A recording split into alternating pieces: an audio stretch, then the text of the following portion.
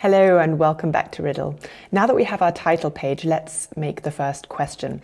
By default in a quiz, you have a single select question in your quiz already. So you can see here it says single select, which means that your audience can only select one answer from the list of options in answer to the question. So our first question is this. It's a quote from a film and your audience have to select which film it comes from. So let's put that in there. Our question, our quote, we're going to put in here. You can copy and paste this from the files that are here to download below this video, or you can type them in, or you can also, of course, make a completely different set of questions. That's up to you. But for now, we'll use these questions here. So we have this quote, and in here, I'm going to type in the instructions, name the movie from the quote. Okay, under answer content, we can now put the options in. So I've got 4 answer options. So I'm going to click on add an answer each time. And I've got this document open and I'm copying and pasting them over. So once you have your answers in there, you can see that there's this green tick here, and this is because it's symbolizing the correct answer. Well, it isn't Finding Nemo. You may or may not have known that this is from The Lion King. And so we need to click next to that answer, and that immediately changes it, just so that you've got that there. Okay, by default, it's always the first answer. But yeah, as you can see, it's very easy to change that around. Okay, so we've got our question and sort of set of instructions and our answer options. Now I'd like a picture. So we had this one here. I think I typed in Toy Story to get that one, just to put everyone off the right track. Okay, and let's preview that. Okay, I'm happy with that. Question, instructions, answer options, and you can see you can only choose one answer option.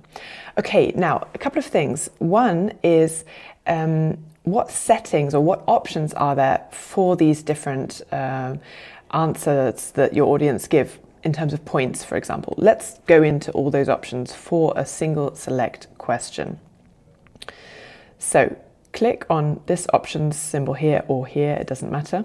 And this whole pop-up menu on the right hand, or pop-up bar, appears on the right hand side with a lot of different options. So let's go through them. Here, first of all, we have the media, which is this media that you've put in here. This would just take it away if you didn't want to have a picture in your question. And in terms of the media ratio, there are different options here. You can change it according to what you want it to look like in terms of sizing. Is it tall? Is it square? Is it wide? Or you can keep it at the original ratio that the picture is. Or you can click on from settings, and that means that in the main settings for the whole riddle, you can select a media ratio that will apply to every single media that you have in your riddle. So I'll keep that for now, and if I want to change that for a specific question, then I can, but this is fine for me, so I'll leave that as it is. Same thing for the answer media. I could put in a picture here of a lion, for example, yeah, and put that in there, and then do the same thing in terms of looking at the ratio. Now, description here would be for the answers. So maybe as well as having the title of a movie, I also want to have a description for that movie, for example, and then I could put that in here.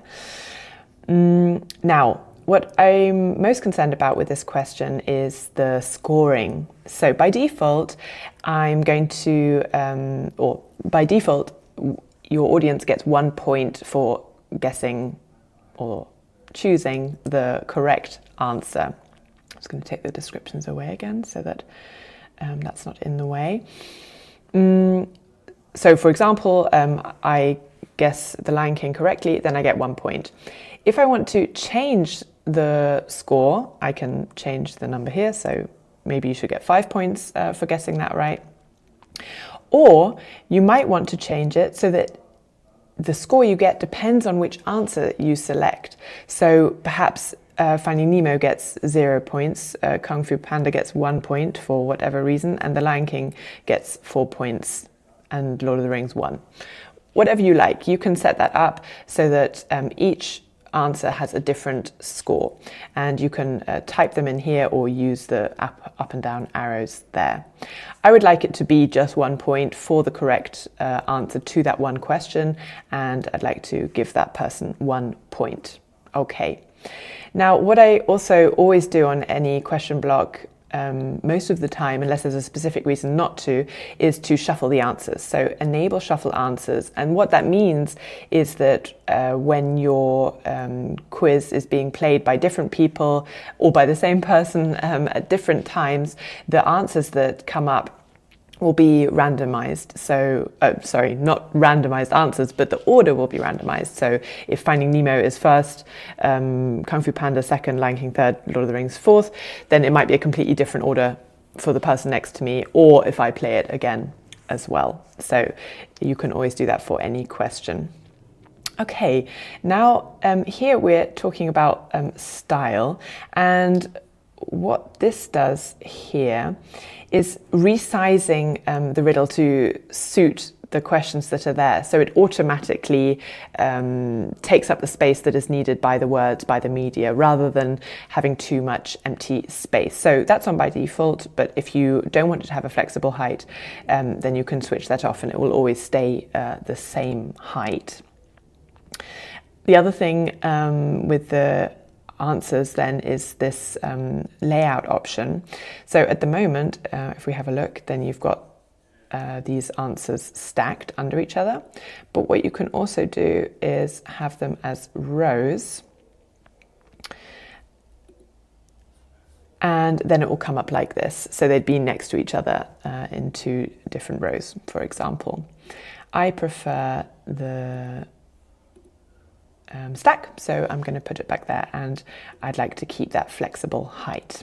Okay, now answer explanations. I've got the answers, but I would like the audience to, on getting the right or wrong answer, to see an explanation for that answer. So I have explanations enabled, and here I'm going to put in some information such as this wise saying is said by Rafiki in The Lion King, and perhaps the date again, 1994.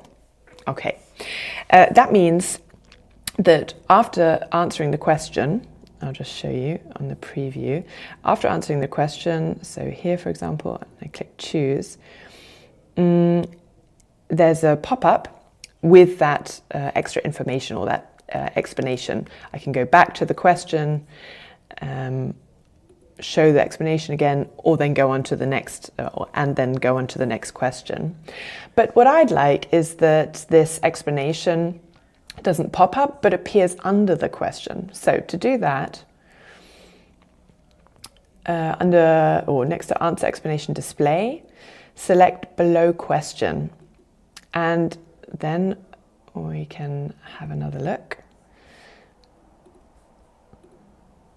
And now this message appears underneath the questions. So that's how I like it for this one. That's again up to you.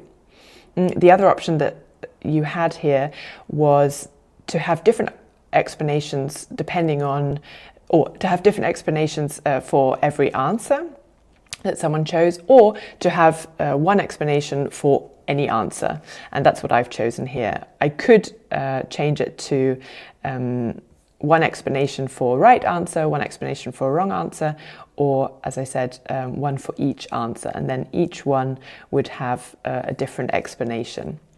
But I'm happy with one for each answer, one for all answers, and again, it's up to you. If you would like to add media, you can enable media here and then add in a picture there or some sort of media there. Again, setting up the media ratio as necessary for you. Okay, so let me disable the media again there. Okay, I'm happy with that. Just preview it again. Okay, good. So we've got our first question, a single select question. In the next video, we'll go on to the next type of question, the next question block in this riddle, which is this question here.